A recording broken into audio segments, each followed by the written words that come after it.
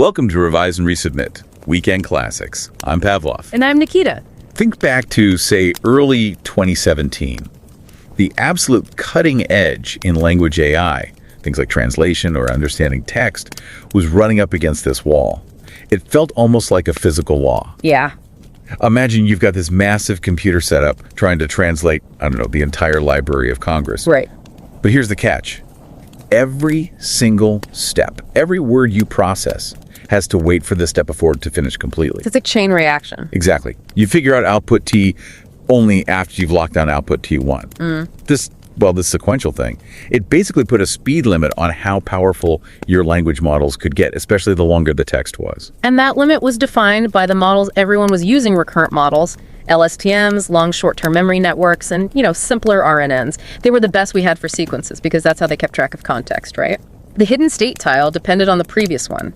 But that dependency was the bottleneck. Totally. It was a massive barrier. You couldn't speed things up easily, couldn't really scale them up because you couldn't process the input all at once in parallel. You just couldn't take advantage of all the new, powerful hardware that was coming online. Until suddenly, someone just challenged that whole idea. A team at Google came along and said, what if we just get rid of it? Just remove the whole sequence dependency. No more recurrence, no more convolutions doing the heavy lifting for sequence. Just rely on one thing. Attention. That single mechanism. And that really is what we're digging into today. We're summarizing probably the foundational text for this whole modern AI moment. The 2017 paper, Attention is All You Need, came from Ashish, Vaswani, Noam, Shazeer, and their colleagues at Google Research. Yeah, if you're sitting there wondering, okay, what actually enabled this generative AI explosion? Things like ChatGPT, all these huge large language models, what's under the hood? This is it. This paper introduced the transformer architecture. It's basically the engine block for almost every serious sequence model built since then. The impact is just, it's hard to overstate. Yeah. If you look at Google Scholar, as of late 2025, this one paper cited over 195,000 times. Wow. It's not just an important paper. It's genuinely one of the most influential scientific works of the 21st century, full stop. And it hit classic status for, two big reasons, Yeah. right? And they're connected. First, this self-attention thing allowed for just incredible parallelization. Yeah. Training got way, way faster. Right. And second, it nailed the context problem. It could capture connections across really long stretches of text much better than the old recurrent models. So it wasn't just faster, it was actually more powerful too. So if you're maybe just starting out in academic research, trying to get your bearings, or maybe you're working in industry, a techno-functional role, trying to understand the why behind all this AI stuff, this summary is really for you. We're aiming to pull out the core ideas, make the elegant parts clear without, drowning you in the math. And we really want to encourage you, seriously, whether you subscribe or not, find some time to actually read the original paper. It's open access, thoughtfully written. It's just a brilliant piece of scientific communication. Definitely. We'll make sure that link is right there in the show notes for you. Okay, so let's really set the scene. Before the transformer, what was the state of the art for tasks like machine translation? We're talking sequence transduction models. Yeah, the dominant approach was this encoder-decoder framework. And typically, these were built using pretty complex recurrent layers, like, as we said, LSTMs or maybe gated recurrent units, GRUs. And it wasn't that these were bad models. Yeah. They were good. Oh, yeah. Especially at local stuff. Oh, yeah. Very good for nearby context. Yeah. The problem was always that sequential requirement. That core step calculating the hidden state HCA general absolutely needed the result from now with the two. So it creates this mandate. You couldn't use them to process, say, all 500 words of a sentence at the same time. You had to step through it, one after the other, serialize the whole thing. And that became the critical bottleneck computationally. Absolutely. It slowed down training because you couldn't parallelize within one example, and it really limited how big you could go because the longer the input sequence, the longer the training time just exploded. Right. And people were trying to get around this, weren't they? We saw models starting to use convolutions, things like extended neural GPU, ByteNet, ConvS2S, trying to break that sequential logjam. Those were super important steps along the way. People realized, hey, you can use convolutional networks to compute representations for all positions in parallel. That was a big insight. But it wasn't a perfect solution. No, it kind of traded one problem for another. And this brings us to a really key idea, path length. Okay, path length. Why was the all path length in RNNs such a problem? And why wasn't even the logarithmic path length in some convolutional models good enough? So, think of path length like this. It's the minimum number of computational steps it takes for information from one part of a sequence, say the beginning, to influence the calculation happening at another part, say the end. Okay. In an RNN, if you've got a 100-word sentence, the context from that first word has to travel through 99 intermediate steps, 99 hidden states, to affect the last word. That's linear, $1. Over that long path. The signal gets weak, or it gets overwritten by closer context. It makes it incredibly hard to learn long-range dependencies, like connecting a subject way back at the start of a paragraph to its verb much later on. Okay, so the convolutional models tried to fix that. They improved it, yeah. Some, like ConvS2S, still had a linear path length, effectively, needing many layers. ByteNet was cleverer. It got it down to logarithmic. That's much better. The path grows way slower as the sequence gets longer. But still not perfect. Crucially, it was still dependent on the distance. You still needed more layers or more steps to connect words that were far apart. It wasn't instantaneous. And that's the moment. The transformer just sweeps that aside. No recurrence, no convolutions for the sequence part, just attention. And in doing that, it achieved something amazing with path length. It cut the number of operations needed to relate any two positions in the sequence, the beginning and the end, word 5 and word 500, down to a constant number. Just one step, essentially. One conceptual step in terms of path length. This single change meant the shortest possible path for dependencies. Suddenly, the network could, in theory, easily capture context across incredibly long distances. It could understand the whole sentence at once. Wow, that really doesn't feel like just an improvement. It feels like a completely different way of thinking. It was. Achieving O1 path length, that unlocks both the massive parallel processing and the better understanding of long-range context simultaneously. Okay, so the transformer threw out the old mechanics, but what's cool is it kept the high-level structure that worked well, right? This encoder-decoder idea. Exactly. It didn't reinvent everything. The encoder's job is still the same. Take the input sequence, let's say, colons, my1ss, and map it to a sequence of rich, continuous representations. Llion, Decoder. Still does its thing, generates the output sequence, say, Y1, one step at a time, auto-regressively, meaning it uses the symbols it just generated to help generate the next one. Let's break down the encoder first. The paper says it's a stack. NV6 identical layers. What's inside each of those layers? Right, so each of these 6 layers has 2 main parts, 2 sublayers. First, you've got the star of the show, the multi-head self-attention mechanism. Okay. And second, there's a positional-wise, fully connected feed-forward network. Simpler, but still important. And wrapped around these 2 main parts, there are these other crucial bits for making deep networks actually trainable. Residual connections and layer normalization. We should probably unpack those a bit. Absolutely essential. Residual connections, sometimes called skip connections, were a huge deal for training deep nets. The basic idea is you take the input to a layer and you just add it back to the output of that layer. Like a little shortcut. Exactly. It gives the information and, more importantly, the gradients during training a direct path around the transformation. Mathematically, it's simple. Output, layer input plus input. And why is that shortcut so important? It tackles the vanishing gradient problem head on. That's what used to stop people from training really deep networks. By providing this direct path, gradients can flow backwards through the network much more easily, even through many layers, without shrinking down to nothing. It keeps the training stable. Makes sense. And then layer normalization comes right after that addition. Yep. Layer norm's job is to stabilize things further. It standardizes the inputs to the next layer, making sure the values have a consistent mean and variance across the features within that layer. This helps speed up convergence during training. And to make all this adding and normalizing work smoothly, everything has to be the same size, right? That's key. All the sublayers, the embeddings, they all output vectors of the same dimension, Dottle model. In the base paper, that was 512. This consistency makes the residual connections and layer norm straightforward. Okay, now let's look at the decoder stack.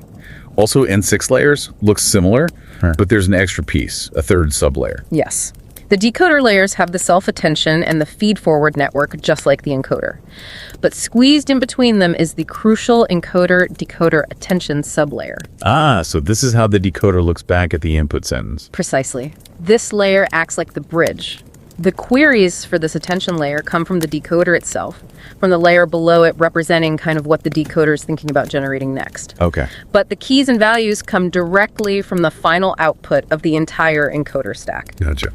This lets every position in the decoder, as it's generating the output, effectively look back and attend to all positions in the original input sentence. It can figure out which parts of the source input are most relevant for generating the very next word. But wait, the self-attention inside the decoder stack has to be different from the encoder's self-attention, doesn't it? Because of that autoregressive thing generating one word at a time. Critical point, yes. It needs to respect causality. When the decoder is predicting, say, the fifth word of the output, it shouldn't be allowed to peek ahead and see the sixth or seventh word it hasn't generated yet. Right. So how do they stop it from cheating? They use masking. Think of it like blinders. Inside the decoder's self-attention mechanism, not the encoder-decoder one, they apply what's called a look-ahead mask. How does that work mechanically? Before they apply the softmax function to get the attention weights, they basically find all the scores that correspond to connections to future positions in the output sequence. And they set those scores to negative infinity. So when you apply softmax, E50 is 0. Those future positions get 0 attention weight. It strictly ensures that the prediction for position I can only depend on the known outputs at positions less than I. It enforces the step-by-step nature of generation even while the layer's computation itself is parallel. So let's really nail down this attention idea. Abstractly, it's like a sophisticated lookup system. You have a query, that's kind of what you're currently focused on or looking for. Okay. And you have a set of key value pairs, that's the information available to you, like entries in a database or dictionary. The keys are like the labels or indices, and the values are the actual content. Right. The attention function takes your query, compares it to all the keys to see how compatible they are, and uses those compatibility scores to calculate weights. Then it produces an output, which is a weighted sum of all the values. Okay, let's try an analogy sentence. The quick brown fox jumps. My query is about the word jumps. I want to know what it relates to. The keys might be descriptions for the other words. The article, quick, adjective, brown, adjective, fox, noun. And the values are the actual vector representations of those words, holding their meaning in context. Exactly. The attention mechanism calculates a score between your query, jumps, and each key. If the key fox scores really high because foxes often jump, then the value associated with fox, its vector, gets a large weight in the final output. The output becomes strongly influenced by the meaning of fox. Makes sense. And the specific type they used is called scaled dot product attention. Can you walk us through how that's calculated? Sure. It's designed to be fast and work well with matrix operations. Step 1, compute the raw scores. You take the dot product between your query matrix Q and the transpose of the key matrix K.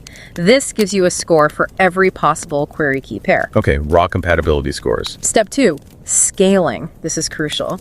You divide all those raw scores by the square root of the dimension of the keys. We'll come back to why in a sec. Step 3, normalize. Apply the softmax function across those scaled scores. This turns the scores into probabilities or attention weights that all sum up to 1. So you know how much attention to pay to each value. Exactly. Step 4, compute the output. Multiply those attention weights by the value matrix. The result is your final output vector, a weighted average of the values based on queried key similarity. Okay, back to that scaling factor. Yeah. Dividing by squarter, it seems like such a small detail, but the paper really emphasizes it. Why is it so important, especially when tel is large? It's all about keeping the training stable. Here's the issue. When the dimension of the keys, decoders, gets large, the dot products between the query and key vectors tend to also get large just statistically. Their variance grows with fast pay dollars. Okay. Now these large dot products, positive or negative, are fed into the softmax function. And softmax has this property. If you feed it very large or very small numbers, its output becomes very peaky, very close to 0 or 1. And that causes problems for learning. Big problems. When the softmax output is near 0 or 1, the gradient of the function becomes extremely small, almost flat, vanishing gradients again. The network essentially stops learning effectively because the gradients telling it how to update its weights are too tiny. Scaling the dot products down by $1 counteracts this effect. It keeps the variance of the inputs to softmax more controlled, keeps the gradients in a healthier range, and lets the training proceed smoothly. So yeah, that little scaling factor is kind of saving the day. And they picked this dot product method over older ways, like additive attention, mainly for speed. Yeah, pretty much. Additive attention involves a feed-forward network to compute compatibility, which can be effective. But dot product attention can be implemented using highly optimized matrix multiplication libraries, which GPUs absolutely fly through. In the era of hardware acceleration, that speed difference is huge. Okay, now for the really clever bit. Multi-head attention. Instead of just one big attention calculation, they split things up. They used 1H or 1 parallel attention heads. Right. Instead of calculating attention using the full dimensional vectors, they first project the queries, keys, and values 10 times using different learned linear projections down to smaller dimensions. A Frolid GOZ, which are determined by a model at Col 528, will 6 NC portalers in the base model. Then they run the scaled dot product attention mechanism in parallel for each of these projected versions. Why do that? Why not just one big attention? It's about allowing the model to focus on different things simultaneously. If you have just one attention mechanism, it has to learn a sort of averaged relationship across the sequence. It might struggle to capture different kinds of dependencies at the same time. So with 8 heads, each working with smaller 64-dimensional vectors. Each head can potentially learn to specialize. Think of it like giving the model 8 different perspectives or representation subspaces to look at the input from. Do you have an example? Sure. Maybe head 1 learns to track syntactic dependencies, like linking verbs to subjects regardless of distance. Head 2 might focus on semantic similarity, finding words with related meanings. Head 3 could track pronoun references. Head 4 might pay attention to relative positions. So each head brings a different kind of insight. Exactly. It allows the model to jointly attend to information from these different subspaces at different positions. You get a much richer, more nuanced understanding of the relationships in the sequence than a single attention head could easily manage. And they combine the outputs from all 8 heads. Yep. They concatenate the dollar output vectors and run them through one final linear projection to get back to the original model dimension. This mixes together all the specialized information gathered by the different heads. And the computational cost, is it 8 times more expensive? That's the elegant part, no. Because each head works with reduced dimensions, DK pre-Borghese model, the total computation is roughly the same as doing a single attention calculation with the full model dimension. They got this big representational advantage essentially for free, computationally speaking. Okay, beyond the attention mechanism itself, there are a couple of other key pieces that make the transformer work so well. We shouldn't gloss over the feed-forward networks and the positional encodings. Right, those feed-forward networks, the FFNs, they pop up in every single encoder and decoder layer right after the attention part. They seem pretty simple on paper, just 2 linear layers with a real U activation in between. Deceptively simple, yeah. The formula is FFN X max 0 X W1 plus B1 W2 plus B22. But notice the dimensions. The input and output are the standard model 512.2, but that inner layer dimension, W of A, balloons up to 2048 in the paper. 4 times bigger. So what's the point? Attention just did all that complex work, figure out context. Why add this FFN? Think about what attention does. It gathers and aggregates information from across the entire sequence based on content similarity. It tells you what parts of the input are relevant to the current position. But the attention operation itself, being a weighted sum, is fundamentally linear in terms of how it combines the values. Okay. The FFN provides 2 things. First, crucial nonlinearity via the real U activation. Neural networks need nonlinearity to learn complex patterns. Second, it allows for further processing of the information at each position independently. Attention mixes information globally. The FFN processes it locally. So it's like attention brings the relevant ingredients together, and the FFN does some extra cooking on them at each specific spot. That's a decent analogy. It refines the representation for each position after the context has been incorporated by attention. And critically, the same FFN parameters, the weights $, W2, and biases $, B22, are used for every position within a given layer. Ah, like a 1-by-1 convolution applied identically everywhere. Exactly. The paper points out that connection. It ensures consistent processing across the sequence while allowing for deeper transformation of the attention output. Okay, next up, positional encoding. This tackles the problem the transformer created for itself, right? By throwing out recurrence, it lost the built-in sense of word order. Precisely. Since self-attention looks at all positions at once, without recurrence, the model itself has no idea if dog bites man is different from man bites dog. The attention scores might be similar if you just look at the words themselves. It needs explicit information about where each word is in the sequence. And the fix was to add these positional encodings, PEs, directly to the input embeddings, right at the bottom of the encoder and decoder stacks.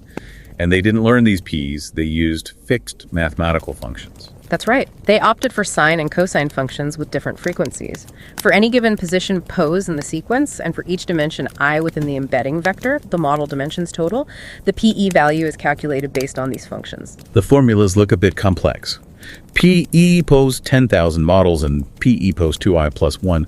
What's the intuition behind using these wavy functions instead of just letting the model learn position vectors like it learns word vectors? There were two main advantages they highlighted. First, these sinusoidal functions have properties that make it easy for the model to learn about relative positions. Because of the way the frequencies change across the dimensions, the PE for position pose plus k can be represented as a linear function of the PE for position pose. This potentially makes it simpler for the attention heads to learn how to attend based on relative offsets, like look 3 words ahead. Interesting. And the second advantage? Seems like a bigger deal. Extrapolation. This is key. If you learn positional embeddings, you only learn them for the sequence lengths you see during training. If your longest training sentence was 100 words, your model literally has no embedding for position 101.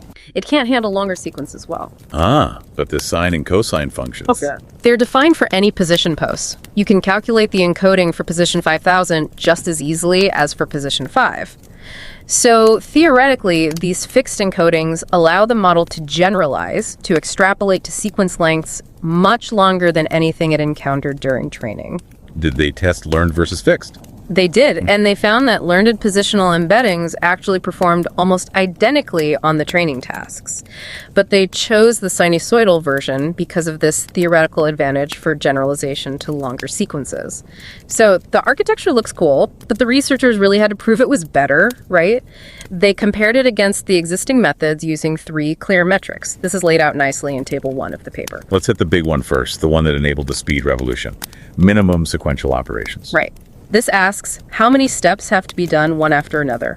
For recurrent networks, because OTL depends on time, that number grows linearly with the sequence length. It's $1. You have to wait dollar steps. Exactly. But for the transformer's self-attention, because it can look at all positions at once, the number of truly sequential operations needed is constant. It's $0. That's the game changer for parallel processing. Absolutely. This is why we can train today's massive LLMs. If every token still required OAN sequential steps, distributing training across thousands of GPUs for sequences with hundreds of thousands of tokens would just be computationally infeasible. $1 sequential operations unlocks that massive parallelism. Okay, second metric, maximum path length. This relates to handling long-range context, right? Yep, we talked about this. For RNNs, the path length is ONN. For the best convolutional approaches at the time, maybe built-in troll. For self-attention, $1, constant path length. So information can theoretically travel between any 2 points in the sequence in a single transformation step. Correct. This provides the theoretical underpinning for why transformers are so good at capturing those long-distance dependencies that were so tough for earlier models. Okay, third metric, computational complexity per layer. This is about the total amount of computation needed. Here, the comparison is interesting.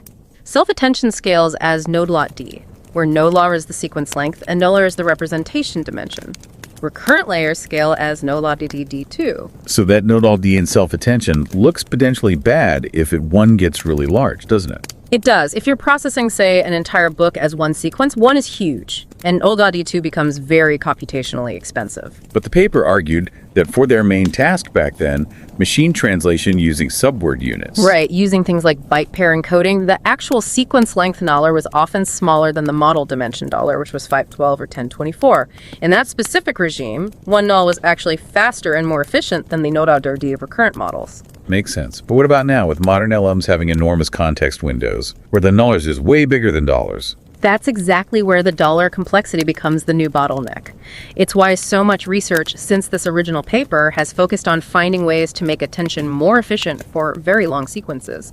Things like sparse attention, linear attention, attention with various approximations, or restricting attention to local windows. So they anticipated this limitation. They acknowledged it, yeah. They even mentioned investigating restricted self-attention, looking only at a neighborhood of size $3 as a way to potentially reduce complexity to $, although that would increase the path length again to something like $D. Beyond the raw numbers, they also pointed out a nice side benefit, interpretability. Yeah, this was cool. Because attention explicitly calculates these weights, showing how much each position attends to others, you can actually visualize them and try to understand what the model is focusing on. RNNs were much more like black boxes. And they found patterns? They did. They showed examples where different attention heads seemed to learn linguistically plausible things, like tracking syntactic relationships or resolving pronouns to their antecedents. It wasn't the main goal, but getting this extra interpretability was a really valuable bonus. Okay, theory's great, benchmarks are suggestive, but you gotta show the results on actual tasks. They tested the transformer on the big machine translation benchmarks of the day, WMT 2014. Right. English to German, which had about 4.5 million sentence pairs, and the bigger English to French data set with 36 million pairs. And they used techniques like BPE or word piece to handle the vocabulary. And the training setup itself really highlights that parallelization benefit. They trained on 8 NVIDIA P100 GPUs, which were high-end back then.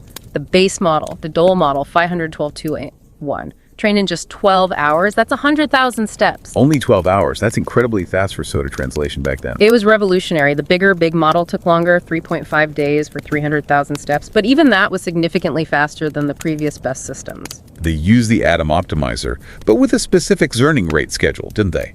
A warm-up and then a decay. Yeah, that was important for stability. Training deep transformers can be tricky. So they started with a very low learning rate and increased it linearly for the first, I think, 4,000 steps, the warm-up. This lets the model settle in gently without exploding early on. Right. After the warm-up phase, they decrease the learning rate proportionally to the inverse square root of the step number. So it starts high-ish after warm-up and then gradually decays throughout the rest of training. This kind of schedule became pretty standard for training transformers. And they used regularization too, dropout, and something called label smoothing. Yes, both crucial for preventing overfitting. They used residual dropout, applying dropout right before the residual connection and layer norm in each sublayer. Okay. And label smoothing, what's that about? It's a bit counterintuitive. Instead of training the model to be 100% confident about predicting the single correct next word, like giving it a target probability of 1 for the right word and 0 for all others.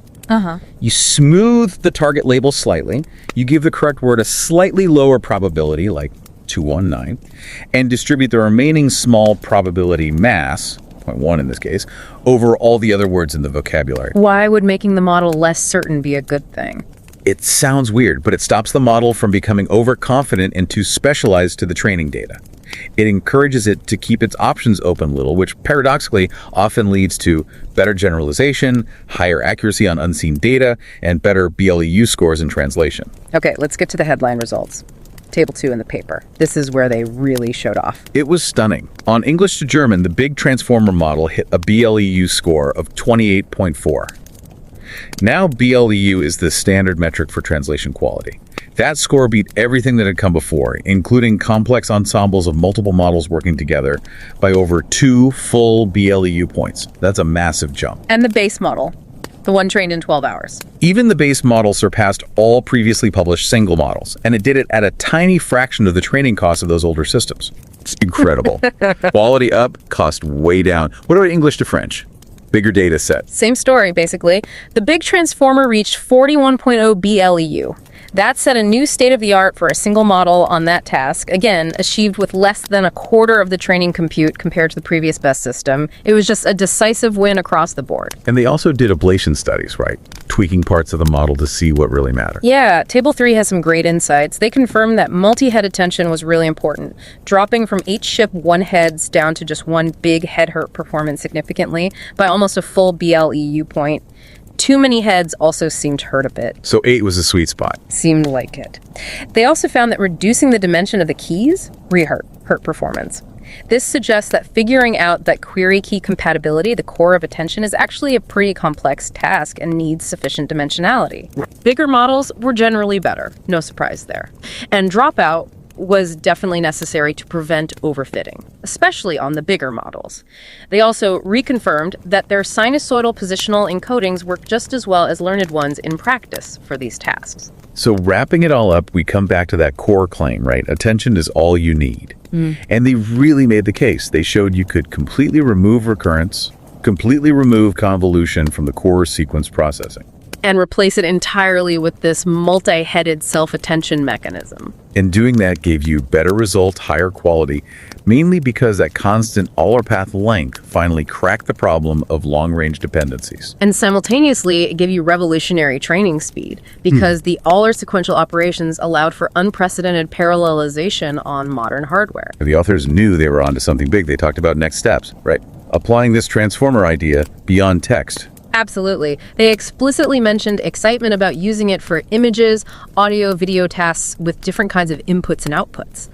And they flagged the need to investigate those restricted attention mechanisms for handling really, really long sequences where the $10.2 cost would bite. They also mentioned wanting to make the generation process, the decoding, less sequential too, didn't they? Yeah, that was a key future direction. While training was parallel, inference, generating the translation word by word, was still inherently sequential or auto-regressive. Finding ways to parallelize generation became a whole other research area spurred by this work. So when you step back and think about this paper's legacy, what's the single biggest takeaway for you, the most profound change it brought? For me, it really boils down to the computational freedom that came from breaking that dollar sequential chain. Shifting to all sequential operations fundamentally changed the game. The main limitation on what AI could process wasn't the cleverness of the algorithm's internal steps anymore. It became much more about the sheer amount of parallel compute you could throw at the problem. It decoupled capability from sequence length, in a way. Exactly. That architectural decision, prioritizing parallel attention over sequential recurrence, is what ultimately allowed models to scale from just translating sentences to understanding and generating vast amounts of text, writing essays, coding. It didn't just win a translation competition, it effectively redefined the scaling laws for processing sequences. And that shift is what underpins almost everything we see in AI today. That's the power unleashed by this one paper. And don't forget to subscribe to Revise and Resubmit on Spotify and Apple Podcasts. Until next time, keep those minds curious, keep questioning, and keep revising and resubmitting.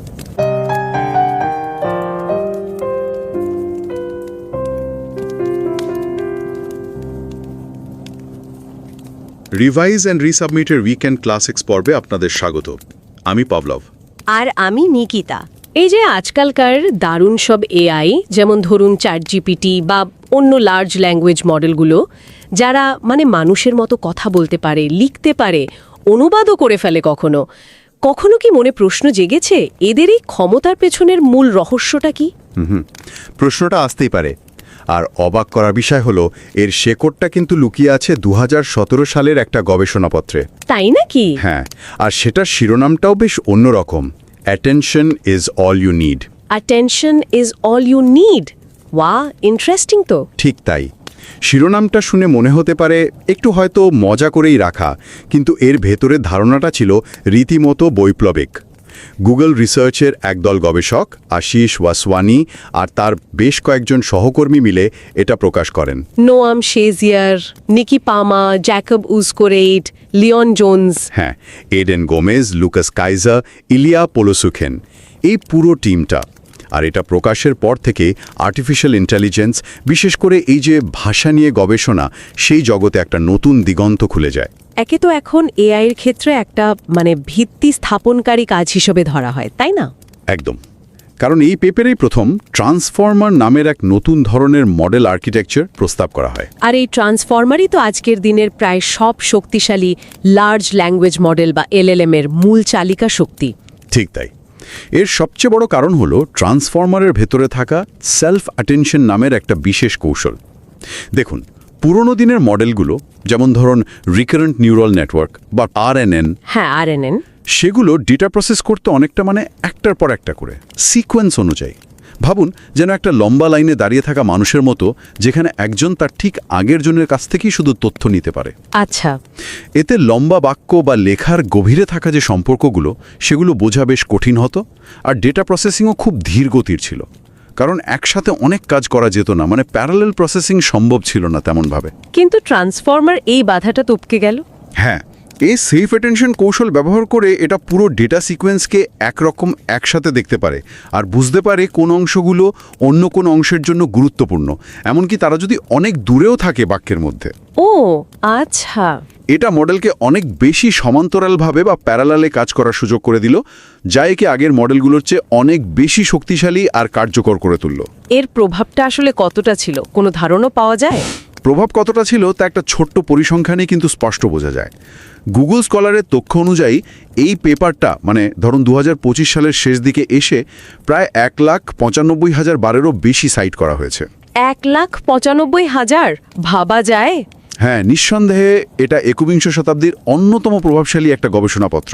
তাই আমরা ভাবলাম এই যুগান্তকারী পেপারটার মূল ধারণাগুলো নিয়ে একটু সহজ করে আলোচনা করা যাক, বিশেষ করে তাদের জন্য যারা হয়তো একাডেমিক গবেষণার জগতে নতুন পা রাখছেন, অথবা ইন্ডাস্ট্রিতে হয়তো টেকনো ফাংশনাল কোনো ভূমিকায় কাজ শুরু করতে চলেছেন। ঠিক, তবে আজকের আলোচনাটা কিন্তু মূল পেপারটার একটা সারসংক্ষেপ মাত্র। একদম। আর আমরা সবাইকে আন্তরিকভাবে অনুরোধ করব সময় করে মূল পেপারটি পড়ার জন্য। এটা ওপেন অ্যাক্সেস, মানে সবার জন্য উন্মুক্ত, আর খুবই যত্ন নিয়ে লেখা হয়েছে। এর লিঙ্ক আপনারা শো নোটসে পেয়ে যাবেন।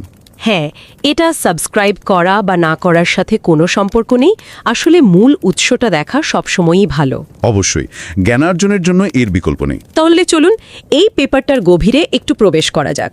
শুরুতেই মানে অ্যাবস্ট্র্যাক্ট আর ইন্ট্রোডাকশন সেকশনে লেখকরা কোন সমস্যাটা সমাধানের চেষ্টা করছিলেন, প্রেক্ষাপটটা কি ছিল? তারা বলছেন আগেকার যে সিকোয়েন্স ট্রান্সডাকশন মডেলগুলো ছিল, যেমন ধরুন মেশিন অনুবাদের জন্য যেগুলো ব্যবহার হতো, আরএনএন বা সিএনএন এর মতো। হ্যাঁ, এই আরএনএন বা কনভলিউশনাল নিউরাল নেটওয়ার্ক সিএনএন এগুলোর একটা বড় সীমাবদ্ধতা ছিল। কিরকম সীমাবদ্ধতা? প্রধান সীমাবদ্ধতা ছিল ওই যে বললাম, ডেটা প্রক্রিয়াকরণের অনুক্রমিক বা সিকোয়েন্সিয়াল প্রকৃতি, মানে একটার পর একটা স্টেপে কাজ করা। এর ফলে মডেলগুলোকে একসাথে অনেক ডেটা নিয়ে কাজ করানো বা প্যারালাইজ করা খুব কঠিন ছিল।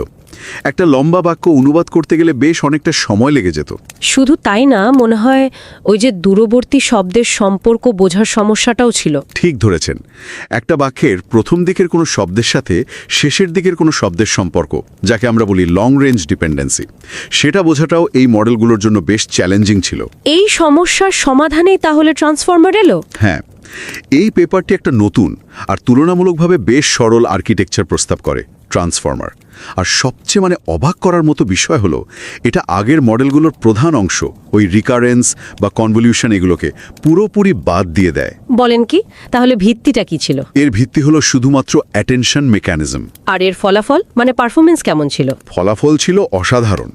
ট্রান্সফর্মার মডেলগুলো অনেক বেশি প্যারালালাইজেশন করতে পারত, মানে একসাথে অনেক ডেটা প্রসেস করতে পারত। ফলে এদের প্রশিক্ষণের সময় লাগতো অনেক কম।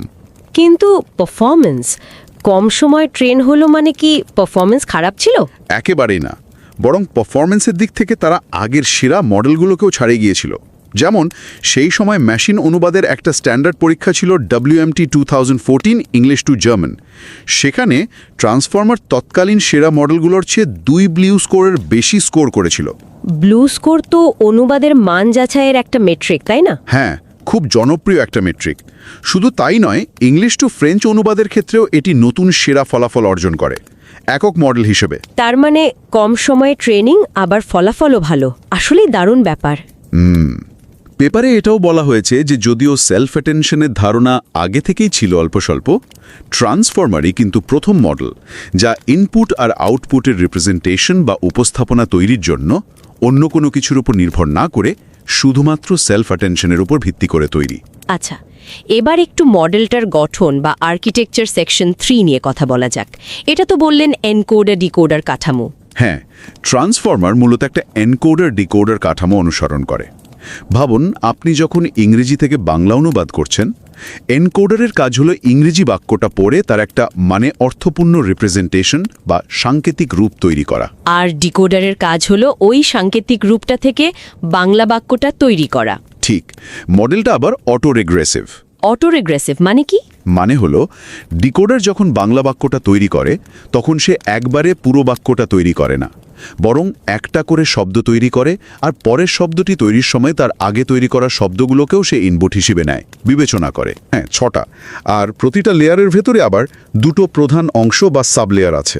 প্রথমটা হলো মাল্টিহেড সেলফ অ্যাটেনশন মেকানিজম, এটাই সেই আসল জায়গা। আর দ্বিতীয়টা হলো একটা সাধারণ ফিড ফরওয়ার্ড নেটওয়ার্ক, যা পাওয়া তথ্যগুলোকে আরেকটু প্রসেস করে। এই লেয়ারগুলোতে আবার দুটো জরুরি কৌশল ব্যবহার করা হয়, রেজিডুয়াল কানেকশন আর লেয়ার নর্মালাইজেশন। এগুলো কিসের জন্য? খুব গভীরে না গিয়ে সহজভাবে বললে এই দুটো কৌশল মডেলকে ট্রেনিংয়ের সময় স্থিতিশীল রাখতে আর গভীর নেটওয়ার্কের মধ্যে তথ্যের প্রবাহ ঠিক রাখতে সাহায্য করে। আর পুরো মডেল জুড়ে তথ্যের উপস্থিতনার জন্য একটা নির্দিষ্ট ডাইমেনশন বা আকার ব্যবহার করা হয়। D model is equal to 512। ডিকোডারও কি একই রকম? দেখতে অনেকটা এনকোডারের মতোই। এখানেও n ইজ ইকুয়াল টু 6টা লেয়ার আছে, তবে এখানে প্রতিটা লেয়ারে দুটো নয় 3টে সাব লেয়ার থাকে। একটা অতিরিক্ত সাবলেয়ার, সেটা কি করে? ওই অতিরিক্ত সাবলেয়ারটা এনকোডার থেকে আসা তথ্যের উপর অ্যাটেনশন দেয়, মানে ডিকোডার যাতে বুঝতে পারে ইনপুট বাক্যের কোন অংশগুলো আউটপুট তৈরির জন্য এই মুহূর্তে গুরুত্বপূর্ণ। এখানেও রেসিডুয়াল কানেকশন আর লেয়ার নর্মালাইজেশন ব্যবহার করা হয়। কিন্তু একটা পার্থক্য আছে বলছিলেন মনে হয়। হ্যাঁ, ডিকোডারের সেলফ অ্যাটেনশন লেয়ারে একটা ছোট্ট পরিবর্তন আছে, একটা মাস্কিং ব্যবহার করা হয়। এর কারণ হলো ডিকোডার যখন কোনো শব্দ তৈরি করছে তখন সে যেন তার পরের শব্দগুলো কি হবে তা আগে থেকে দেখে ফেলতে না পারে। এটা অটোরিগ্রেসিভ বৈশিষ্ট্যটা বজায় রাখার জন্য জরুরি। বুঝলাম। আচ্ছা, এতক্ষণ ধরে আমরা অ্যাটেনশন, সেলফ অ্যাটেনশন বলছি, এই অ্যাটেনশন জিনিসটা আসলে কি একটু সহজ করে যদি বলেন। হ্যাঁ, খুব সহজ করে ভাবা যাক। ধরুন আপনি একটা বাক্য পড়ছেন, ছেলেটি মাঠে খেলছে কারণ তার শরীর ভালো। এখানে তার বলতে কার কথা বলা হচ্ছে? ছেলেটির। দেওয়ার সময় বাক্যের আগের অংশে থাকা ছেলেটির সাথে একটা সংযোগ স্থাপন করি। অ্যাটেনশন মেকানিজম অনেকটা এই কাজটাই করে, তবে গাণিতিকভাবে। কিভাবে করে? এর কাছে একটা কোয়েরি বা প্রশ্ন থাকে, যেমন তার বলতে কাকে বোঝানো হচ্ছে, আর থাকে অনেকগুলো কি ভ্যালু জোড়া, যেমন বাক্যের অন্য শব্দগুলো এবং তাদের রিপ্রেজেন্টেশন। অ্যাটেনশন মেকানিজম কোয়েরির সাথে প্রতিটা কিয়ের মিল বা কম্প্যাটিবিলিটি খুঁজে বের করে। তারপর যে কিয়ের সাথে মিল যত বেশি, তার সাথে যুক্ত ভ্যালুর গুরুত্ব বা ওয়েট তত বাড়ে। সবশেষে এই ওয়েট অনুযায়ী ভ্যালুগুলোর একটা গড় বা ওয়েটেড সাম বের করা হয়, যা কোয়েরির উত্তর হিসেবে কাজ করে। আচ্ছা, বেশ ইন্টারেস্টিং। আর ট্রান্সফরমারে যেটা ব্যবহার হয় সেটার নাম স্কেলড ডট প্রোডাক্ট অ্যাটেনশন। হ্যাঁ, এখানে কোয়েরি, কি আর ভ্যালু এই তিনটি ইনপুট থাকে। প্রথমে কোয়েরি আর কিয়ের মধ্যে ডট প্রোডাক্ট অপারেশন করে দেখা হয় এদের মধ্যে মিল কতটা। Dot product? হ্যাঁ, তারপর এই মিলের স্কোরগুলোকে একটা ছোট সংখ্যা দিয়ে ভাগ করা বা স্কেল করা হয়, মানে স্কোয়ার রুট অফ ডিকে দিয়ে, যেখানে ডিকে হলো কিয়ের ডাইমেনশন। এই স্কেলিংটা কেন জরুরি? এটা জরুরি কারণ এটা না করলে ডাইমেনশন যদি খুব বড় হয় তাহলে ডট প্রোডাক্টের মান অনেক বড় হয়ে যেতে পারে। এতে সফটম্যাক্স ফাংশনটা ঠিক মতো কাজ করে না, মানে গ্রেডিয়েন্ট খুব ছোট হয়ে যায়, যা মডেলের শেখার প্রক্রিয়াকে ব্যাহত করে। স্কেলিং এটা নিয়ন্ত্রণ করে। আচ্ছা, তারপর? এরপর সফটম্যাক্স ফাংশন ব্যবহার করে ওয়েটগুলো বের করা হয়, আর সবশেষে এই ওয়েট দিয়ে ভ্যালুগুলোকে গুণ করে যোগফল বা আউটপুট পাওয়া যায়। এটাই হলো অ্যাটেনশনের আউটপুট। বাহ, বেশ পরিষ্কার হলো ব্যাপারটা। কিন্তু পেপারে তো শুধু অ্যাটেনশন নয়, মাল্টি হেড অ্যাটেনশনের কথাও বলা হয়েছে। এর মানে কি? কেন একটা হেডের বদলে অনেকগুলো, মানে এইচ ইজ ইকুয়াল টু 8টা হেড ব্যবহার করা হলো? এটা একটা দারুণ প্রশ্ন। কারণ হলো একটা বাক্য বা তথ্যের মধ্যে নানা ধরনের সম্পর্ক থাকতে পারে, তাই না? শুধু একটা অ্যাটেনশন হেড ব্যবহার করলে সেটা হয়তো সব ধরনের সম্পর্কের গড় করে একটা সাধারণ ধারণা পেত। কিন্তু মাল্টিহেড অ্যাটেনশন ব্যবহার করে মডেল একই সাথে বিভিন্ন দিক থেকে, মানে বিভিন্ন রিপ্রেজেন্টেশন সাবস্পেস থেকে তথ্যের ওপর মনোযোগ দিতে পারে। ভাবুন, যেন একই জিনিসকে 8 জন ভিন্ন দৃষ্টিকোণ থেকে দেখছে। Interesting analog. একজন হয়তো ব্যাকরণগত সম্পর্ক খুঁজছে, আরেকজন হয়তো অর্থের মিল খুঁজছে, অন্যজন হয়তো অন্য কিছু দেখছে। প্রতিটি হেড কোয়েরি, কি, ভ্যালুকে একটু ভিন্নভাবে দেখে, মানে লিনিয়ার প্রজেকশন ব্যবহার করে এবং নিজের মতো করে অ্যাটেনশন গণনা করে। শেষে কি হয়? শেষে সব হেডের ফলাফলকে একসাথে জুড়ে কনকাটিনেট করে আবার একটা লিনিয়ার প্রজেকশন দিয়ে ফাইনাল আউটপুট তৈরি করা হয়। আর মজার ব্যাপার হলো প্রতিটি হেডের ডাইমেনশন কমিয়ে দেওয়ায় DK DV is equals to D model H is equals to 64। মোট কম্পিউটেশনাল খরচ কিন্তু প্রায় একটা সিঙ্গেল বড় হেডের মতোই থাকে। তাহলে এই মাল্টি হেড অ্যাটেনশন মডেলের ঠিক কোথায় কোথায় ব্যবহার করা হয়? মূলত 3 জায়গায়। প্রথমত এনকোডার ডিকোডার অ্যাটেনশনে, এখানে কোয়েরি আসে ডিকোডার থেকে আর কি ও ভ্যালিউ আসে এনকোডারের আউটপুট থেকে। এটা ডিকোডারকে ইনপুট বাক্যের সব পজিশনের উপর নজর রাখতে সহায়তা করে। আচ্ছা। আর দ্বিতীয়ত এনকোডারের ভেতরে সেলফ অ্যাটেনশনে। এখানে কি ভ্যালিউ কোয়েরি সবই আসে এনকোডারের আগের লেয়ারের আউটপুট থেকে। মানে ইনপুট বাক্যের প্রতিটি শব্দ তার নিজের বাক্যের অন্য সব শব্দের উপর মনোযোগ দেয়। আর তৃতীয়টা হলো ডিকোডারের ভেতরে সেলফ অ্যাটেনশন। এখানেও ডিকোডারের প্রতিটি পজিশন তার নিজের এবং তার আগের পজিশনগুলোর উপর অ্যাটেন্ড করতে পারে। তবে ভবিষ্যতের পজিশনগুলোর ওপর অ্যাটেনশন মাস্কিংয়ের মাধ্যমে -ইনফিনিটি সেট করে বন্ধ করে দেওয়া হয়, ওই অটো রিগ্রেসিভ ব্যাপারটা ঠিক রাখার জন্য। আচ্ছা, অ্যাটেনশন ছাড়াও তো লেয়ারে আরেকটা অংশ ছিল position wise feed forward network, সেটার কাজ কি?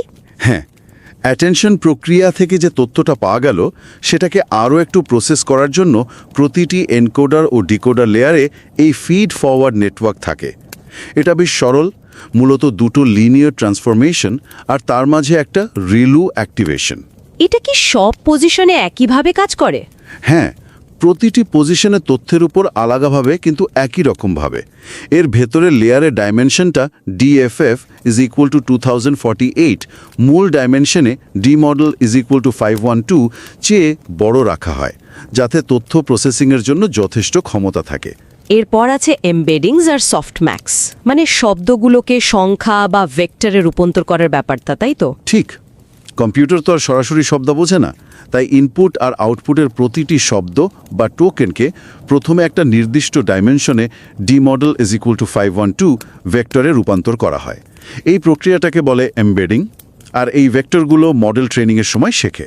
আর ডিকোডারের শেষে? ডিকোডারের একেবারে শেষে প্রাপ্ত ভেক্টরটাকে আবার প্রতিটি সম্ভাব্য আউটপুট শব্দের সম্ভাবনায় রূপান্তর করতে একটা লিনিয়ার লেয়ার ও সফটম্যাক্স ফাংশন ব্যবহার করা হয়। এখানে একটা ইন্টারেস্টিং বিষয় হলো ইনপুট এমবেডিং, আউটপুট এমবেডিং আর ফাইনাল লিনিয়ার লেয়ারের ওয়েট ম্যাট্রিক্স শেয়ার করা হয়। ওয়েট শেয়ারিং কেন? এতে মডেলের প্যারামিটারের সংখ্যা কমে, যা ট্রেনিংকে আরও কার্যকর করে তোলে। কিন্তু একটা বড় প্রশ্ন থেকে যাচ্ছে, যদি মডেলে RNN এর মতো কোনো সিকোয়েন্সিয়াল বা ক্রমিক ব্যবস্থা না থাকে, তাহলে সে বুঝবে কি করে যে কোন শব্দটা আগে আর কোনটা পরে? যেমন রাম শ্যামকে মেরেছে আর শ্যাম রামকে মেরেছে, এই দুটো বাক্যের অর্থ তো সম্পূর্ণ আলাদা, মডেল এটা বুঝবে কি করে? খুবই গুরুত্বপূর্ণ প্রশ্ন। এখানেই আসে পজিশনাল এনকোডিংয়ের ধারণা। যেহেতু ট্রান্সফরমারে কোনো রিকারেন্স বা কনভলিউশন নেই, তাই শব্দের ক্রম বা অবস্থান বোঝার কোনো অন্তর্নিহিত ক্ষমতা তার নেই। তাহলে এই তথ্যটা বাইরে থেকে যোগ করতে হয়। ঠিক, এই তথ্যটা যোগ করার জন্যই পজিশনাল এনকোডিং ব্যবহার করা হয়। এগুলো হলো কিছু বিশেষ ভেক্টর যা প্রতিটি শব্দের পজিশন বা অবস্থান অনুযায়ী তৈরি হয় এবং ইনপুট এমবেডিংয়ের সাথে যোগ করে দেওয়া হয় একদম শুরুতে এনকোডার ও ডিকোডার স্ট্যাকের নিচে। এগুলোর ডাইমেনশনও ডি মডেল, মানে এমবেডিংয়ের সমান। কিভাবে তৈরি হয় এই পজিশনাল ভেক্টরগুলো? এগুলো কি শেখা হয়? লেখকরা এর জন্য গণিতের সাইন এবং কোসাইন ফাংশন ব্যবহার করেছেন বিভিন্ন ফ্রিকোয়েন্সিতে। এর ফলে প্রতিটি পজিশনের জন্য একটা ইউনিক সিগনেচার বা সংকেত তৈরি হয়। এটা ফিক্সড, শেখা হয় না। ফিক্সড, তাহলে সুবিধা কি? তাদের ধারণা ছিল এই ফিক্সড কিন্তু ইউনিক সংকেত মডেলকে শিখতে সাহায্য করবে, শব্দগুলোর আপেক্ষিক অবস্থান বুঝতে এবং সেই অনুযায়ী অ্যাটেন্ড করতে। তারা অবশ্য লার্নড পজিশনাল এমবেডিং, যেখানে মডেল নিজেই পজিশনের সংকেত শেখে, ব্যবহার করেও পরীক্ষা করেছিলেন এবং প্রায় একই ফলাফল পেয়েছিলেন। তাহলে সাইন কোসাইন কেন বাঁচলেন? সাইনোসয়েডাল ভার্সনটা বেছে নেওয়ার একটা বড় কারণ হলো এটা মডেলকে ট্রেনিংয়ে দেখা সিকোয়েন্সের চেয়ে লম্বা সিকোয়েন্সেও কাজ করতে সাহায্য করতে পারে, মানে এক্সট্রাপোলেট করতে পারে। আচ্ছা, বোঝা গেল। তাহলে ট্রান্সফরমারের গঠনটা বেশ জটিল, কিন্তু প্রতিটি অংশেরই নির্দিষ্ট কারণ আছে। এবার সেকশন 4-এ যাই, যেখানে লেখকরা ব্যাখ্যা করেছেন কেন তারা রিকারেন্ট বা কনভলিউশনাল মডেল বাদ দিয়ে সেলফ অ্যাটেনশন বেছে নিলেন। এর সুবিধাগুলো কি কি? হ্যাঁ, তারা মূলত তিনটি বিষয়ের উপর ভিত্তি করে সেলফ অ্যাটেনশনকে RNN এবং CNN এর সাথে তুলনা করেছেন। কি কি বিষয়? প্রথমত, প্রতি লেয়ারে মোট কম্পিউটেশন বা গণনার পরিমাণ, মানে কমপ্লেক্সিটি। দ্বিতীয়ত, কতটা সমান্তরালভাবে বা প্যারালেলে কাজ করা যায়। এটা নির্ভর করে মিনিমাম কটা অপারেশন একটার পর একটা করতেই হবে তার সংখ্যার উপর। আর তৃতীয়ত নেটওয়ার্কের মধ্যে দূরবর্তী দুটি অংশের মধ্যে তথ্যের সংযোগ পথের দৈর্ঘ্য কতটা, মানে লং রেঞ্জ ডিপেন্ডেন্সি হ্যান্ডেল করার ক্ষমতা। এই তুলনার ফলাফল কি ছিল? টেবিল 1-এ বোধহয় এটা আছে। হ্যাঁ, টেবিল একিল ফলাফলটা সুন্দরভাবে দেখানো হয়েছে। সমান্তরাল প্রক্রিয়াকরণের দিক থেকে সেলফ অ্যাটেনশন অনেক এগিয়ে। এখানে প্রতি লেয়ারে সিকোয়েন্সিয়াল বা একটার পর একটা অপারেশনের সংখ্যা মাত্র O1, মানে ধ্রুবক। O1 মানে সিকোয়েন্স যত বড়ই হোক না কেন। হ্যাঁ, অন্যদিকে আরএনএ এটা ON, যেখানে N হলো সিকোয়েন্সের দৈর্ঘ্য। তার মানে সেলফ অ্যাটেনশন অনেক বেশি কাজ করতে পারে, প্যারালাইজেশন অনেক ভালো। আর কম্পিউটেশনাল কমপ্লেক্সিটি? গণনার পরিমাণের দিক থেকে সেলফ অ্যাটেনশন প্রতি লেয়ারে নেয় ON²D, আর আরএনএ নেয় OND²। এখানে D হলো ডাইমেনশন।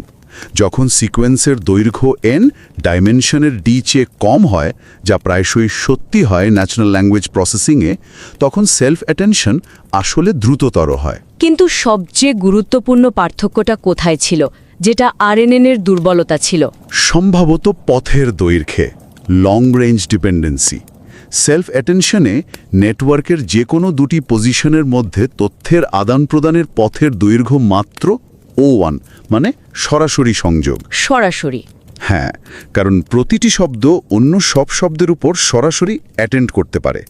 আরএনএনে এই পথটা O(n) লম্বা, মানে তথ্যকে অনেকগুলো স্টেপ পেরিয়ে যেতে হয়।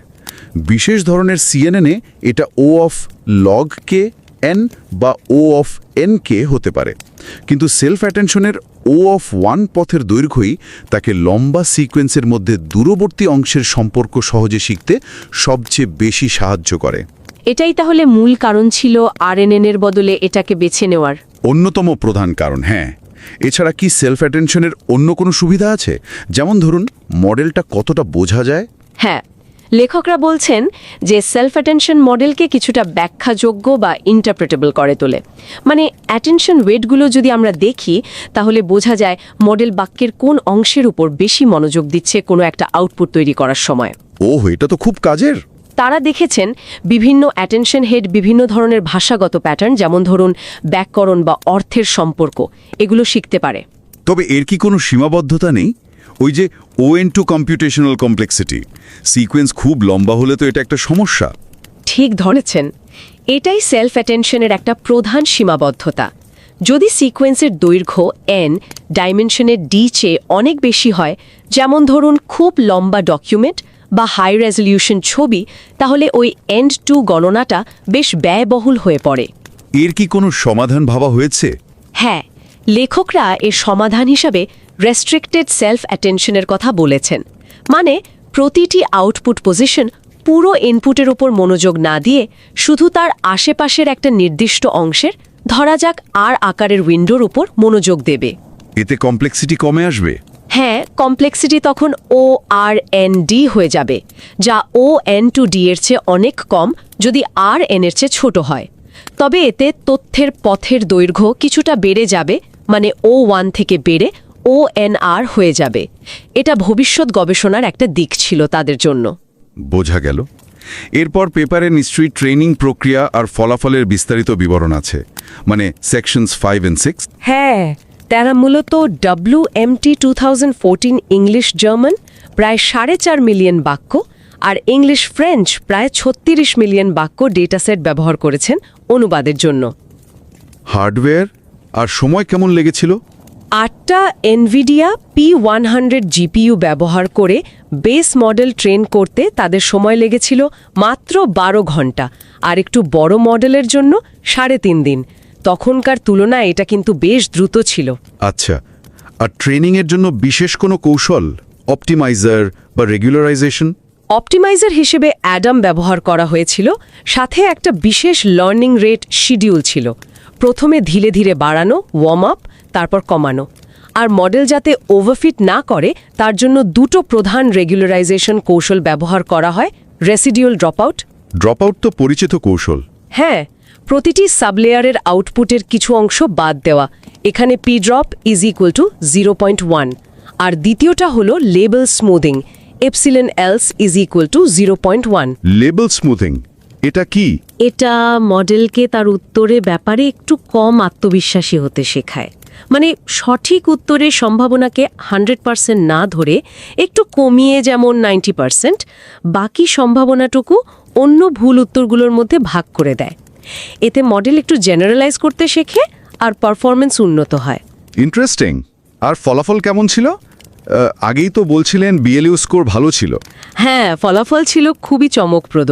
ইংলিশ টু জার্মান অনুবাদে তাদের বড় ট্রান্সফর্মার মডেল 28.4 বিএলইউ স্কোর অর্জন করে, যা আগের সেরা মডেল, এমনকি অনেকগুলো মডেলের ফলাফল গড় করে তৈরি এনসাম্বল মডেলকেও 2 বিএলইউ পয়েন্টের বেশি ব্যবধানে হারিয়ে দেয়।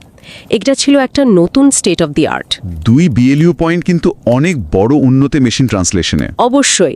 ইংলিশ টু ফ্রেঞ্চের ক্ষেত্রেও বিগ মডেল 41.0 বিএলইউ স্কোর নিয়ে তখনকার একক মডেলগুলোর মধ্যে নতুন সেরা পারফরমেন্স দেখায়, তাও আবার আগের সেরা মডেলের 1/4-এরও কম ট্রেনিং খরচে। সত্যি অভাবনীয়। তারা কি মডেলের বিভিন্ন অংশ পরিবর্তন করেও পরীক্ষা করেছিলেন? মানে অ্যাবলেশন স্টাডি যাকে বলে, যেমন হেডের সংখ্যা বা ডাইমেনশন। হ্যাঁ, টেবিল 3-এ সেরকম কিছু পরীক্ষার ফলাফল আছে। সেখান থেকে কিছু মজার জিনিস দেখা যায়, যেমন অ্যাটেনশন হেডের সংখ্যা খুব কম, 1টা, বা খুব বেশি, যেমন 32টা হলে পারফরমেন্স একটু কমে যায়। 8টা হেড বেশ ভালো কাজ করেছে। তার মানে একটা অপটিমাল সংখ্যা আছে। মনে হচ্ছে তাই। আবার অ্যাটেনশন কি এর ডাইমেনশন ডিকে কমালেও মডেলের কোয়ালিটি কমে যায়, যা থেকে বোঝা যায় যে ওই কম্প্যাটিবিলিটি গণনাটা আসলে একটা নন ট্রিভিয়াল বা সহজ কাজ নয়। আর মডেলের আকার? প্রত্যাশিতভাবেই মডেলের আকার বড় করলে, ডি মডেল ডিএফ বাড়ালে পারফরমেন্স বাড়ে। আর ওভারফিটিং রোখতে জন্য ড্রপ আউট খুব জরুরি, সেটাও দেখা গেছে। পজিশনাল এনকোডিং নিয়ে কিছু ছিল। হ্যাঁ, তারা দেখেছেন যে সাইনোসয়েডাল আর লার্নড পজিশনাল এমবেডিং প্রায় একই রকম ফলাফল দিয়েছে। আচ্ছা, একদম শেষে মানে উপসংহারে সেকশন 7 তারা কি বলেছেন? মূল কথাটা কি ছিল? উপসংহারে তারা তাদের মূল অবদানগুলো আবার সুন্দর করে গুছিয়ে বলেছেন যে ট্রান্সফর্মার হলো প্রথম সিকোয়েন্স ট্রান্সডাকশন মডেল, যা সম্পূর্ণভাবে অ্যাটেনশনের উপর ভিত্তি করে তৈরি, এবং এটি প্রচলিত এনকোডার ডিকোডার আর্কিটেকচারের রিকারেন্ট লেয়ারগুলোকে মাল্টিহেড সেলফ অ্যাটেনশন দিয়ে প্রতিস্থাপন করেছে। আর এর প্রধান অর্জনগুলো? প্রধান অর্জন হলো অনুবাদের ক্ষেত্রে ট্রান্সফর্মার রিকারেন্ট বা কনভলিউশনাল আর্কিটেকচারের চেয়ে উল্লেখযোগ্যভাবে দ্রুত ট্রেনিং করা যায়, এবং দুটি প্রধান অনুবাদ টাস্কে নতুন স্টেট অফ দি আর্ট ফলাফল অর্জন করেছে। ভবিষ্যৎ নিয়ে কি বলেছিলেন? তারা অ্যাটেনশন ভিত্তিক মডেলের ভবিষ্যৎ নিয়ে বেশ আশাবাদী ছিলেন।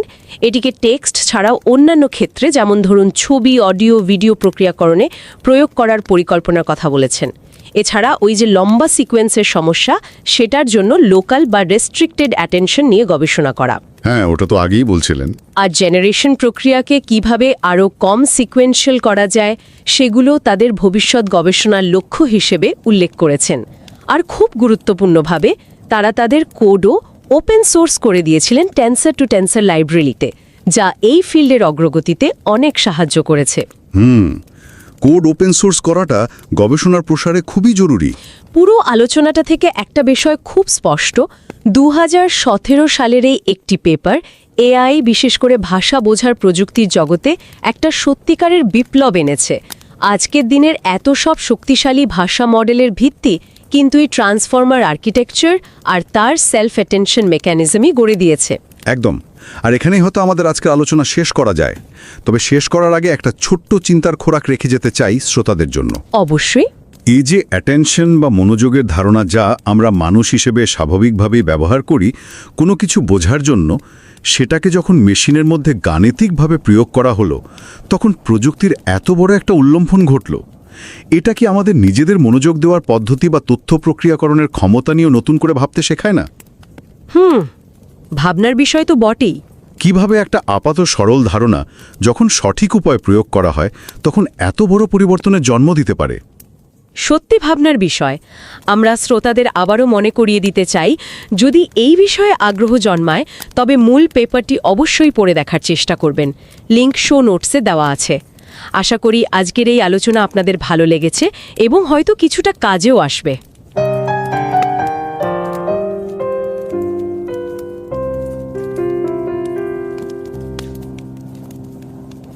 नमस्कार और रिवाइज एंड रीसबमिट की वीकेंड क्लासिक्स एपिसोड में आपका स्वागत है। मैं हूं पावलो और मैं हूं निकिता। सोचिए अगर कोई एक विचार, सिर्फ एक आइडिया पूरी आर्टिफिशियल इंटेलिजेंस की दुनिया को बदल कर रख दे। एक ऐसा कॉन्सेप्ट जिसने मतलब मशीनों के भाषा समझने और रचने का तरीका ही हमेशा के लिए बदल दिया। ये कहानी है 2017 के एक ऐसे ही रिसर्च पेपर की जिसने आज के चैट जीपीटी जैसे ताकतवर एआई मॉडल्स की नींव रखी। बिल्कुल, हम बात कर रहे हैं आशीष वासवानी और गूगल रिसर्च की उनकी टीम के 2017 में लिखे गए उस पेपर की जिसका शीर्षक था attention is all you need. ये सिर्फ एक अकादमिक दस्तावेज नहीं था बल्कि एआई के सफर में एक बड़ा एक टर्निंग पॉइंट साबित हुआ। इसी पेपर ने ट्रांसफॉर्मर आर्किटेक्चर दुनिया के सामने रखा और यही आजकल के सभी बड़े भाषा मॉडल्स यानी लार्ज लैंग्वेज मॉडल्स LLMs का आधार है। लेकिन ऐसा क्या खास था इसमें कि इसे इतना महत्वपूर्ण माना जाता है? देखिए, इसकी खासियत थी इसका सेल्फ अटेंशन मैकेनिज्म। ये पुरानी तकनीकों जैसे कि रिकरेंट न्यूरल नेटवर्क्स या RNNs से कई मायनों में बेहतर था। RNNs जानकारी को एक एक करके मतलब सिक्वेंशियली प्रोसेस करते थे, कदम ब कदम। हाँ। तो उससे बड़ी मात्रा में डेटा को एक साथ प्रोसेस करना वो मुश्किल हो जाता था। सेल्फ अटेंशन ने इसे बदल दिया। ये डेटा को समानांतर यानी पैरेलल में प्रोसेस कर सकता है और ये वाक्य या पैराग्राफ में दूर दूर के शब्दों के बीच के संबंध को भी आसानी से समझ सकता है। अच्छा। इसी वजह से ट्रांसफॉर्मर ज्यादा कुशल और कहीं ज्यादा शक्तिशाली साबित हुआ। और इसकी अहमियत का अंदाजा मतलब गूगल स्कॉलर के मुताबिक 2025 के आखिर तक इस पेपर को 1,95,000 से भी ज्यादा बार कोट किया जा चुका है। जी हाँ, ये तो वाकई 21वीं सदी के सबसे प्रभावशाली रिसर्च कामों में से एक है। हाँ, और इसीलिए हम सभी से कहना चाहेंगे, अगर एआई में थोड़ी भी दिलचस्पी है तो इस मूल पेपर को पढ़ने के लिए थोड़ा समय जरूर निकालें। ये ओपन एक्सेस है, मतलब मुफ्त में उपलब्ध है और बहुत ही सोच समझ कर लिखा गया है। इसका लिंक शो नोट्स में मिल जाएगा। बिल्कुल। आज हमारी कोशिश रहेगी कि इस पेपर के जो मुख्य विचार हैं उन्हें सरल भाषा में समझा जाए, खासकर उन लोगों के लिए जो अभी अकादमिक रिसर्च की दुनिया में कदम रख रहे हैं या इंडस्ट्री में ऐसी भूमिका में हैं जहां टेक और फंक्शनल काम साथ साथ चलते हैं। जी, तो चलिए समझते हैं कि इस पेपर ने क्या नया किया। सबसे पहले उस समय क्या चल रहा था। ट्रांसफॉर्मर से पहले मशीन ट्रांसलेशन जैसे कामों के लिए कौन सी तकनीक इस्तेमाल होती थी? उस दौर में जैसा मैंने पहले कहा, रिकरेंट न्यूरल नेटवर्क्स यानी RNS का बोलबाला था। खासतौर पर इनके 2 एडवांस्ड वर्जन्स LSTM और GRU ये स्टेट ऑफ द आर्ट माने जाते थे। ये नेटवर्क जानकारी को सीक्वेंस में मतलब एक के बाद एक प्रोसेस करते थे। जैसे हम वाक्य पढ़ते ना, एक शब्द के बाद दूसरा। सुनने में तो ठीक लगता है, फिर इनमें दिक्कत क्या थी? सबसे बड़ी दिक्कत इनकी ये क्रमिक मतलब सीक्वेंशियल प्रकृति थी। हर स्टेप की गणना पिछले स्टेप पर निर्भर करती थी। इसकी वजह से आप ट्रेनिंग के दौरान पूरे डेटा को एक साथ तेजी से प्रोसेस नहीं कर सकते थे। पैरेलाइजेशन मुश्किल था। हाँ, खासकर जब सीक्वेंस बहुत लंबे हों। बिल्कुल, उससे ट्रेनिंग में बहुत ज्यादा समय लगता था और कंप्यूटिंग पावर भी। साथ ही बहुत लंबे वाक्यों में शुरू की जानकारी को याद रखना भी इनके लिए मुश्किल होता था। मेमोरी लिमिटेशंस थी। तो attention is all you need paper ने इसका क्या समाधान सुझाया? उनका समाधान क्रांतिकारी था। ट्रांसफॉर्मर, एक बिल्कुल नया और सरल आर्किटेक्चर जो पूरी तरह से अटेंशन मैकेनिज्म पर आधारित था। उन्होंने RNS की क्रमिक प्रोसेसिंग और CNNs का जो लोकल पैटर्न फोकस था, दोनों को ही हटा दिया। अच्छा, दोनों को हटा दिया। हाँ, ट्रांसफॉर्मर इनपुट और आउटपुट के बीच के कनेक्शन को समझने के लिए सिर्फ और सिर्फ अटेंशन का इस्तेमाल करता है, चाहे वो शब्द कितने भी दूर क्यों ना हो। और नतीजे कैसे रहे इस नए अप्रोच के? नतीजे जबरदस्त थे। मशीन ट्रांसलेशन जैसे कामों में क्वालिटी काफी सुधर गई। मॉडल को एक साथ कई प्रोसेसर पर ट्रेन करना यानी पैरेलाइजेशन बहुत आसान हो गया। इससे ट्रेनिंग का समय काफी घट गया। पेपर में ही बताया गया है कि उस समय के एक मुश्किल टेस्ट इंग्लिश से जर्मन ट्रांसलेशन वाले WMT 2014 पर इसने पिछले सारे रिकॉर्ड तोड़ दिए। वाह, ये तो वाकई बड़ा बदलाव था। बट ये सेल्फ अटेंशन जो ट्रांसफॉर्मर की जान है, ये आखिर है क्या चीज? क्या ये कॉन्सेप्ट बिल्कुल नया था? सेल्फ अटेंशन, जिसे इंट्रा अटेंशन भी कहते हैं, इसका कॉन्सेप्ट पूरी तरह नया नहीं था। इसका इस्तेमाल ट्रांसफॉर्मर से पहले भी कुछ कामों में हो रहा था, जैसे रीडिंग कॉम्प्रिहेंशन या टेक्स्ट समराइजेशन। आसान भाषा में समझें तो सेल्फ अटेंशन एक वाक्य के किसी शब्द को ये समझने में मदद करता है कि उसी वाक्य के दूसरे कौन-कौन से शब्द उस शब्द के मतलब के लिए ज्यादा जरूरी है। अच्छा, जैसे अगर वाक्य है मैंने फ्रिज खोला और उसमें से ठंडा पानी निकाला, तो उसमें शब्द का मतलब समझने के लिए सेल्फ अटेंशन ये समझेगा कि उसमें का इशारा फ्रिज की तरफ है। बिल्कुल सही पकड़ा। ये मैकेनिज्म पूरे वाक्य को एक साथ देखता है और हर शब्द के लिए दूसरे शब्दों की अहमियत तय करता है। लेकिन ट्रांसफॉर्मर से पहले इसे अक्सर आरएनएन्स के साथ ही इस्तेमाल किया जाता था। तो ट्रांसफॉर्मर ने क्या अलग किया? ट्रांसफॉर्मर की सबसे बड़ी बात ये थी कि ये पहला ऐसा मॉडल था जिसने इनपुट और आउटपुट को समझने के लिए सिर्फ और सिर्फ सेल्फ अटेंशन का इस्तेमाल किया। इसने आरएनएन्स और कन्वोल्यूशंस को पूरी तरह से हटा दिया। यही इसकी असली नवीनता थी। ठीक है, तो अब थोड़ा इसके आर्किटेक्चर को समझते हैं। ये ट्रांसफॉर्मर मॉडल दिखता कैसा है, बनता कैसे है? ज्यादातर भाषा मॉडल्स की तरह ट्रांसफॉर्मर में भी एक इनकोडर डिकोडर संरचना होती है। इनकोडर का काम होता है इनपुट भाषा के वाक्य को लेना, जैसे इंग्लिश वाक्य, और उसे एक खास तरह के मैथमेटिकल रिप्रेजेंटेशन में बदलना। फिर डिकोडर उस रिप्रेजेंटेशन को लेता है और आउटपुट भाषा का वाक्य, जैसे हिंदी वाक्य, एक एक शब्द करके बनाता है। और इसमें खास बात क्या है? आपने बताया आरएनएस या कन्वोल्यूशंस नहीं है। खास बात यह है कि इनकोडर और डिकोडर दोनों ही कई लेयर्स से बने होते हैं और हर लेयर में मुख्य रूप से दो चीजें होती हैं। एक सेल्फ अटेंशन मैकेनिज्म जिसकी हमने बात की, और दूसरा एक सिंपल सा फीड फॉरवर्ड न्यूरल नेटवर्क। ये लेयर्स एक के ऊपर एक स्टैक्ड होती हैं। पेपर में 6 लेयर्स वाले मॉडल का जिक्र है। और ये लेयर्स काम कैसे करती हैं? ये सेल्फ अटेंशन वाली बात थोड़ी और समझाएंगी? जरूर। हर अटेंशन लेयर में मॉडल 3 चीजें सीखता है। हर शब्द के लिए एक क्वेरी, एक की और एक वैल्यू। आप इसे ऐसे समझ सकते हैं। क्वेरी मतलब मैं इस शब्द का मतलब समझने के लिए क्या ढूंढ रहा हूँ। की मतलब मैं किस तरह की जानकारी दे सकता हूँ। वैल्यू मतलब अगर मेरी जानकारी जरूरी लगे तो ये है वो जानकारी। मॉडल हर शब्द की क्वेरी को बाकी सभी शब्दों की की से मिलाता है। जहां क्वेरी और की का मेल अच्छा होता है, उस शब्द की वैल्यू को ज्यादा वजन मतलब अहमियत दी जाती है। फिर इन सभी वजनदार वैल्यूज को जोड़कर उस शब्द का नया बेहतर मतलब निकाला जाता है। ये तो दिलचस्प तरीका है मतलब निकालने का। पेपर में स्केल्ड डॉट प्रोडक्ट अटेंशन का जिक्र है, क्या ये वही है? हाँ, ये उसी का तकनीकी नाम है। क्वेरी और की के बीच का मेल डॉट प्रोडक्ट से निकाला जाता है और फिर उसे थोड़ा स्केल किया जाता है ताकि गणना स्थिर रहे, खासकर जब वेक्टर्स बड़े हों। रूट डीके से डिवाइड करते हैं। ये तरीका काफी तेज और कुशल पाया गया। और फिर मल्टी हेड अटेंशन भी है। एक से ज्यादा हेड क्यों? ये एक और मजेदार आइडिया है। सिर्फ एक बार अटेंशन लगाने के बजाय मॉडल एक ही समय पर कई पेपर में 8 हेड्स का इस्तेमाल करता है। हर हेड थोड़ा अलग तरीके से क्वेरी, की और वैल्यू बनाना सीखता है। अच्छा। इसका फायदा ये है कि मॉडल एक ही शब्द को अलग अलग नजरियों से देख सकता है। कोई हेड शायद ग्रामर पर ध्यान दे रहा हो तो कोई दूसरा शब्दों के अर्थ पर, जैसे हम किसी चीज को कई एंगल से देखते हैं ना। हाँ, बिल्कुल। और क्योंकि हर हेड कम डायमेंशन पर काम करता है, इसलिए कुल मिलाकर कंप्यूटिंग का खर्चा बढ़ता नहीं है जो सिंगल हेड अटेंशन में लगता। समझ गया। तो ये मल्टी हेड अटेंशन एनकोडर और डिकोडर दोनों में इस्तेमाल होता है? हाँ, 3 मुख्य जगहों पर होता है।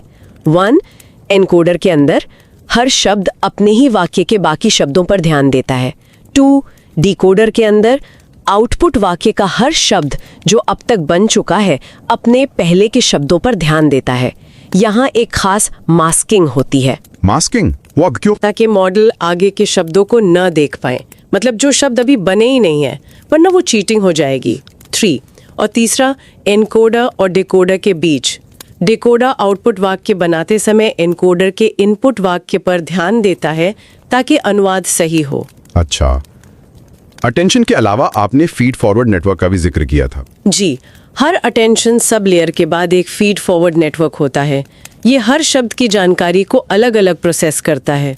आप इसे ऐसे समझ सकते हैं कि अटेंशन से मिली जानकारी को ये नेटवर्क और बेहतर बनाता है, उस पर थोड़ा और प्रोसेसिंग करता है। अब एक बहुत जरूरी सवाल, अगर इसमें आरएनएस की तरह स्टेप बाय स्टेप प्रोसेसिंग नहीं है, तो मॉडल को ये कैसे पता चलता है कि वाक्य में शब्द किस क्रम में है?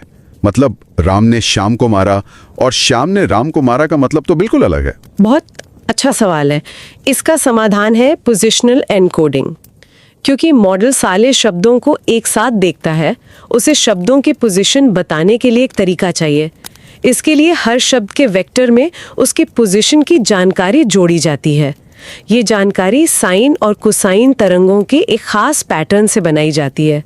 हर पोजीशन का पैटर्न यूनिक होता है। साइन और कोसाइन वेव्स, इंटरेस्टिंग। हाँ, इस तरह मॉडल को पता चल जाता है कि कौन सा शब्द कहाँ पर है, पहले, दूसरे या पांचवें स्थान पर। ये तरंगों वाला तरीका इसलिए चुना गया क्योंकि इससे मॉडल सापेक्ष पदों को आसानी से समझ सकता है। जैसे ये शब्द उस शब्द से 3 पोजीशन आगे है। वैसे उन्होंने लॉन्ग पोजिशनल एम्बेडिंग्स भी ट्राई की थी, पर नतीजे लगभग एक जैसे ही थे। और पेपर में रेसिडुअल कनेक्शन और लेयर नॉर्मलाइजेशन का भी जिक्र है जी। वो क्यों जरूरी है? ये दोनों तकनीकें दरअसल मॉडल की ट्रेनिंग को आसान और स्थिर बनाने में मदद करती हैं। रेसिडुअल कनेक्शंस हर लेयर के इनपुट को उसके आउटपुट में सीधे जोड़ देते हैं। इससे इंफॉर्मेशन फ्लो बना रहता है और बहुत गहरे नेटवर्क को ट्रेन करना आसान हो जाता है। ग्रेडियंट्स गायब नहीं होते हैं। और लेयर नॉर्मलाइजेशन हर लेयर के आउटपुट को एक स्टैंडर्ड रेंज में रखता है, जिससे ट्रेनिंग स्टेबल रहती है। ये आर्किटेक्चर के सहायक हिस्से हैं। तो कुल मिलाकर ये सेल्फ अटेंशन इतना फायदेमंद क्यों रहा? आरएनएस या सीएनएन्स के मुकाबले इसके मुख्य फायदे क्या थे? पेपर 3 मुख्य फायदे गिनाता है टेबल 1 में। पहला, पैरालाइजेशन। जैसा हमने बात की, सेल्फ अटेंशन में हर शब्द की गणना बाकी शब्दों से स्वतंत्र रूप से एक साथ की जा सकती है। आरएनएस में ये मुमकिन नहीं था। इससे ट्रेनिंग बहुत तेज हो गई। हाँ, ये तो बहुत बड़ा फायदा है। दूसरा, लंबी दूरी की निर्भरता। सेल्फ अटेंशन में किन्हीं भी 2 शब्दों के बीच सीधा कनेक्शन होता है, चाहे वो वाक्य में कितने भी दूर क्यों ना हो। गणना का रास्ता सिर्फ एक स्टेप का होता है, O of 1। आरएनएस में ये दूरी बढ़ती जाती थी, O of n, जिससे दूर के शब्दों का रिश्ता समझना मुश्किल होता था। सीएनएस में भी ये कर्नल साइज पर निर्भर करता था। मतलब सीधा कनेक्शन। जी, सीधा कनेक्शन। और तीसरा, कंप्यूटेशनल जटिलता। जब वाक्य की लंबाई n उसके वेक्टर रिप्रेजेंटेशन d से कम होती है, जो अक्सर होता है, तो सेल्फ अटेंशन की प्रति लेयर गणना आरएनएस से कम जटिल होती है। और क्या कोई और फायदा भी था? हाँ, एक और बात ये कि सेल्फ अटेंशन से बने मॉडल ज्यादा व्याख्यात्मक, मतलब इंटरप्रिटेबल हो सकते हैं। आप देख सकते हैं कि कौन सा शब्द किस दूसरे शब्द पर कितना ध्यान दे रहा है। इससे कभी-कभी वाक्य की बनावट और मतलब के बारे में दिलचस्प जानकारी मिलती है। ठीक है, अब जरा ट्रेनिंग की बात करें। इस मॉडल को सिखाया कैसे गया? डेटा वगैरह? उन्होंने इसे मशीन ट्रांसलेशन के स्टैंडर्ड डेटा सेट्स पर ट्रेन किया, जैसे WMT 2014 इंग्लिश जर्मन और इंग्लिश फ्रेंच। इसमें लाखों वाक्य होते हैं। ट्रेनिंग के लिए उन्होंने 8 NVIDIA P100 GPUs का इस्तेमाल किया। बेस मॉडल को ट्रेन करने में करीब 12 घंटे लगे। सिर्फ 12 घंटे? हाँ, उस समय के हिसाब से काफी तेज था। और बड़े ज्यादा बेहतर बिग मॉडल को लगभग 3.5 दिन लगे। उन्होंने ट्रेनिंग के लिए एडम ऑप्टिमाइजर इस्तेमाल किया और एक खास लर्निंग रेट शेड्यूल के साथ। शुरू में लर्निंग रेट बढ़ाया, फिर कम किया और ओवरफिटिंग से बचने के लिए ड्रॉप आउट और लेबल स्मूथनिंग जैसी रेगुलराइजेशन तकनीकों का भी इस्तेमाल किया। और नतीजे क्या रहे, खासकर मशीन ट्रांसलेशन में? आपने बताया रिकॉर्ड तोड़े। नतीजे बहुत प्रभावशाली थे। WMT 2014 इंग्लिश से जर्मन ट्रांसलेशन पर इनके बिग ट्रांसफॉर्मर मॉडल ने उस समय के बेस्ट मॉडल्स को, यहाँ तक कि कई मॉडल्स को मिलाकर बने इंसेम्बल को भी काफी पीछे छोड़ दिया। इसने BLU स्कोर में 2 पॉइंट से ज्यादा का सुधार किया और 28.4 का नया रिकॉर्ड बनाया। 2 ब्लू पॉइंट्स, ये तो बहुत ज्यादा है इस फील्ड में। हाँ, बहुत ज्यादा। और इंग्लिश से फ्रेंच में भी इसने 41.8 का ब्लू स्कोर हासिल किया, जो पिछले सभी सिंगल मॉडल से बेहतर था। और मजे की बात, ये सब पिछले सबसे अच्छे मॉडल की ट्रेनिंग लागत के सिर्फ 1/4 हिस्से में। कमाल है, मतलब बेहतर भी और सस्ता भी। बिल्कुल, ये दिखाता है कि मॉडल न सिर्फ बेहतर था बल्कि ज्यादा कुशल भी। क्या उन्होंने ये भी जांचा कि मॉडल के कौन से हिस्से कितने जरूरी हैं, जैसे मल्टी हेड अटेंशन में कितने हेड्स होने चाहिए? हाँ, उन्होंने बेस मॉडल में कुछ बदलाव करके देखा, एब्लेशन स्टडीज की। पता चला कि अटेंशन हेड्स की संख्या मायने रखती है। बहुत कम जैसे 1 या बहुत ज्यादा जैसे 16 दोनों ही ठीक नहीं थे। 8 हेड्स सही काम कर रहे थे। की वैल्यू वेक्टर्स का साइज कम करने से भी क्वालिटी गिरी और जैसा उम्मीद थी बड़े मॉडल बेहतर काम करते हैं।